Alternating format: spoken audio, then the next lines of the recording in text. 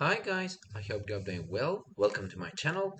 In this group we want to learn how we can create a system for auto movement an object between several destinations, and each destination we can do whatever we want. For example, do any action, call any function or whatever we want. Okay, let's take a look at an example which we already have here. I called it moving system. We have a moving object, this cube, and this one is target 1, and this one an empty object target 2, and this is target 3. And in the moving object, we have this one, the list of the points. And in this list, we have element 0, 1, 2. For example, target 1 is element 0, target 2, element 1, target 3, element 2. Maybe we can call it 0, 1, 2. It would be better. Okay. And for element 0, we have attached target 0 in the destination. And in here, we have this function. Whenever we reach target 0, call this function. Okay, change the color to red. And here, movement velocity 1, for example, the velocity of the movement, it can be after we reach out this destination, change to 1. Whenever here, when we reach out this target 1, movement velocity to 2, and for this one again 1. And in here, whenever we check it, object, always look at the target 1, target 0, or for example, it's here target 1 and target 2. And as far as you can see, whenever we reach out target 1 and 2, it's clear and green, and change color to green. And in here we have another one, in the first event color to green, but in the last event, whenever we reach out the target 2, we will change the color to blue. Okay, let's place the scene. Look at this. Okay, target 1 and change color to 2, and velocity was 2 times faster, and it is last target. Change color to blue. Okay, now let's open the Visual Studio and take a look at the script of movement system to figure it out how it works. Okay, it is the total script of the movement system. In here, we have internal float distance, which is the current distance between object and destination.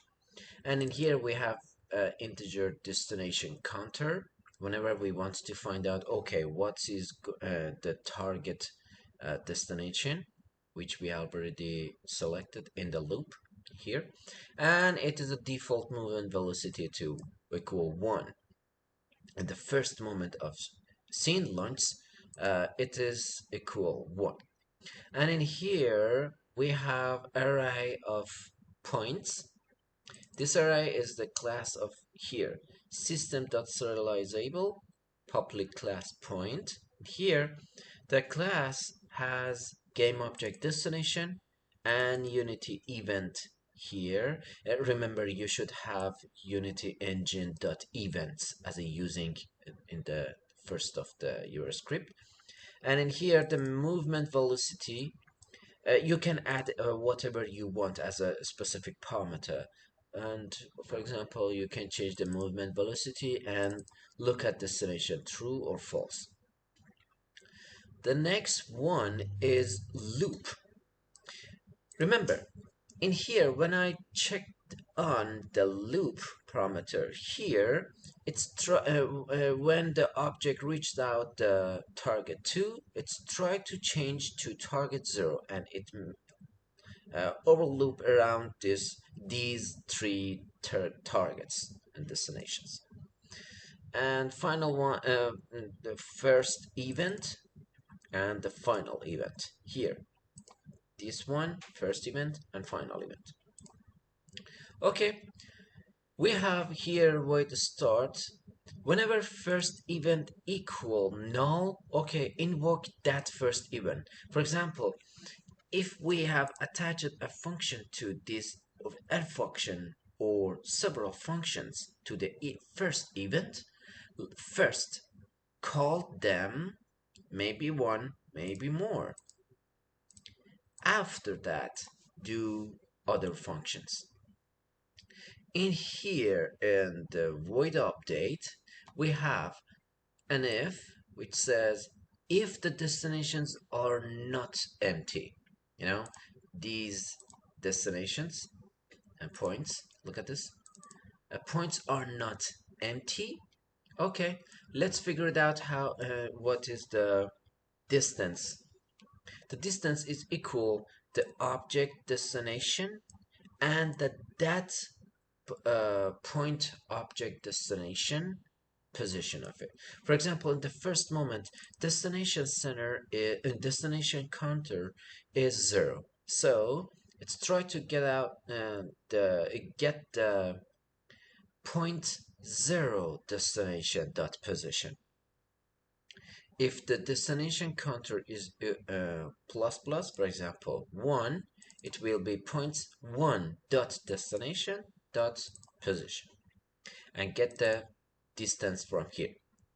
What is the usability of this distance?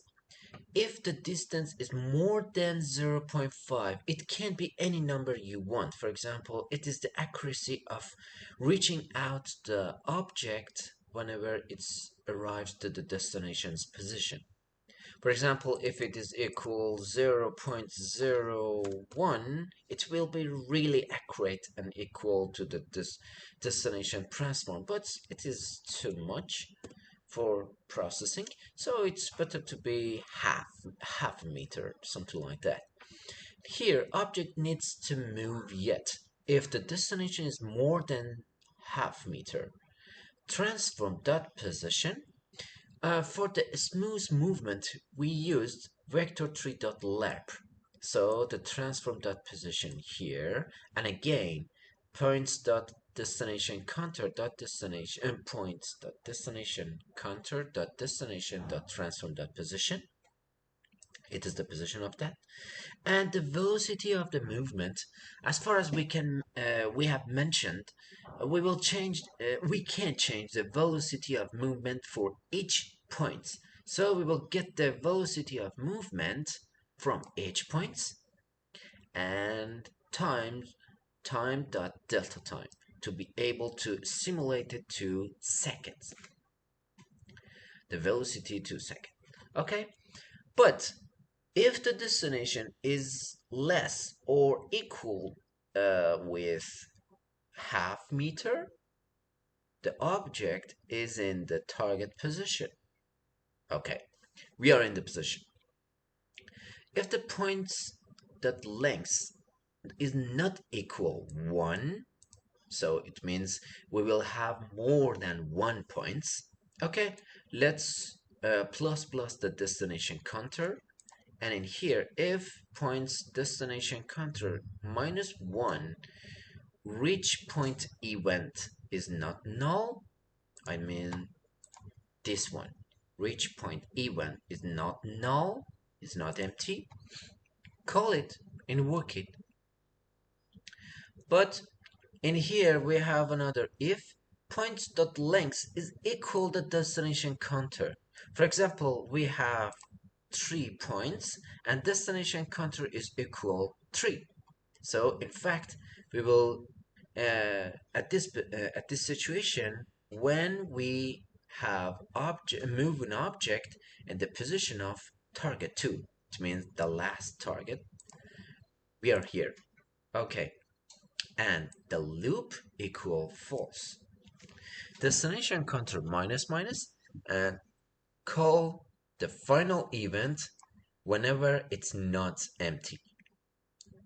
But if the loop is equal true, okay, points length equal destination counter, set the destination counter equals 0. So imagine if the moving object is in target 2 and the loop is equal true, destination counter changes to 0. So the moving object moves to target 0 again. In the last part, we have points destination counter dot look at destination. If it is equal true, transform, it means that moving object, transform dot look at this destination position. For example, if we have look at object true, the moving object is always look at this one. Let's figure it out how we can test it. For example, I check them all and also check on the loop and save and play. Take a look at the behavior of the cube. It's look at the target. Again, it is in loop.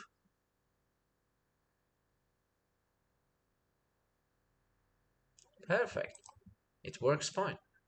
The last step is whenever we want to call any function in this part, for example, okay, whenever it's start the scene or it's finished the path, or for each points, we should have some functionalities or behaviors which we can add or determine on the moving object.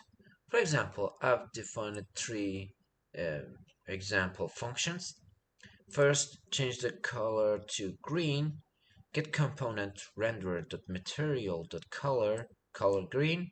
For color to red, it is the same, but for with color red, and color blue, it is the same with color blue.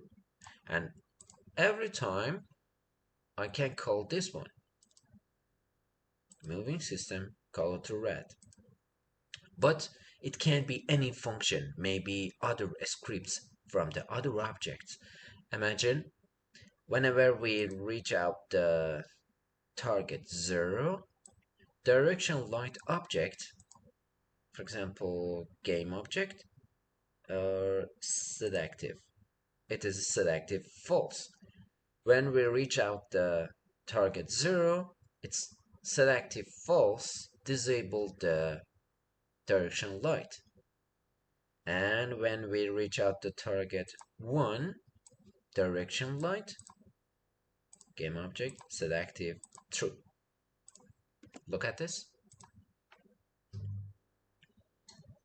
Now direction light is off, on again, and it is fine. It doesn't have any functionality. Off and on. Perfect. Okay, I hope you like this tutorial. Don't hesitate to ask any question related to AR, VR, Unity, and like this video if you like it. I will add the link of the source code of this script in the description of this video. Have a great time. Bye bye.